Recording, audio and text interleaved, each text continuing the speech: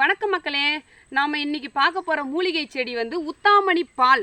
இது வந்து கட்டி வந்துருச்சுன்னு வச்சுக்கோங்க.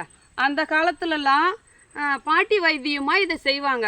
இந்த பால் எடுத்து அந்த கட்டி மேலே இந்த மாதிரி போடுவாங்க. இதை பாருங்கள், இந்த மாதிரி இதை வருது பாருங்கள், இந்த மாதிரி போடுவாங்க.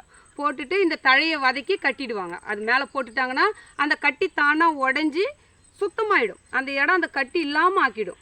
அதுதாங்க இந்த கொடியினுடைய இந்த பாலினுடைய வேல்யூவே தாங்க. அது பாருங்கள் எவ்வளோ வருது பாருங்கள் பால். அதனுடைய பூ காட்டுறேன் பாருங்கள். இது அரும்பு பாருங்கள், இது அரும்பு, இது பூ, அதனுடைய காய் இது இருக்குது பாருங்கள். எப்படி இருக்குது பாருங்களா, இதனுடைய காய் எப்படி இருக்குது பாருங்கள். இந்த பாலுக்கு அவ்வளோ வல்லமை உள்ளதுங்க பாருங்கள்.